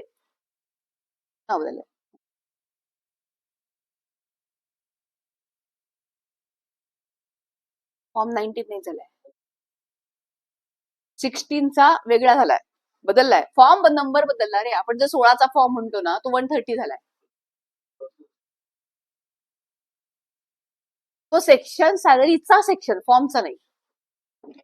19 वाला सेक्शन आहे तो income under the head of सॅलरीचा सेक्शन 19. फॉर्मचा सेक्शन 130, 16च्या ऐवजी, आणि डिडक्शन अंडर सेक्शन 16चं 19 झालंय. सॅलरीमध्ये डिडक्शन अंडर सेक्शन आपण किती म्हणतोय, 16, तो बदललाय, तो त्या सेक्शनचा हेडिंग बदललाय. ओके, आणि फॉर्म नंबर 16चं हेडिंग 130 झालं.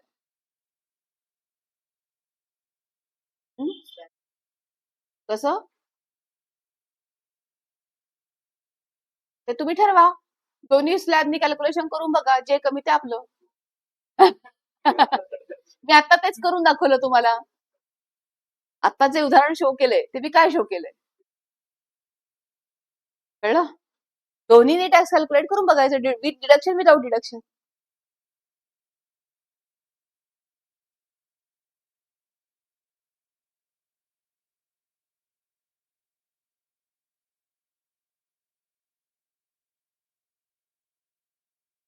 सॅलरीसाठी 12 लाख हीच कन्सेप्ट चुकीची आहे. तुझा टॅक्सेबल इन्कम 12 लाख, मग त्यात कॅपिटल गेन नाही येत का?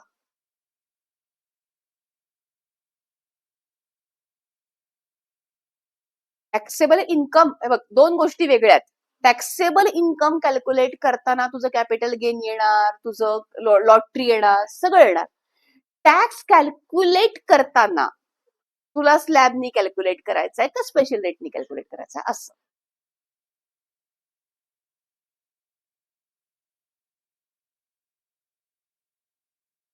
म्हणजे असं समजा तुझं 12 लाख ही टोटल, म्हणजे समजा तुझं लॉटरीत तू 2 लाख जिंकलीस आणि तुझं नॉर्मल इन्कम 10 लाखाचं आहे, तर मग 12 लाखाच्या आत रिबेट आहे का? नाही. तुझं 10 प्लस 2 किती, 10 आणि तो 3 लाख मिळेल लॉटरीत. 10 प्लस 3 किती झाले, म्हणजे टॅक्सेबल इन्कम किती झालं, 13. मग तुला 10 वरती स्लॅब लावायचा आहे, इथे रिबेट घ्यायचाच नाही, आणि तुझ्या 3 लाखावरती 30% लावायचा आहे. कळलं? सगळं मिळून मग रिबेटचा प्रश्न असतो. तुझं टॅक्सेबल इन्कम 12 लाख क्रॉस झालं की रिबेटचा विषय संपला. अजून पुढे काही प्रश्न, कळलं सगळ्यांना व्यवस्थित?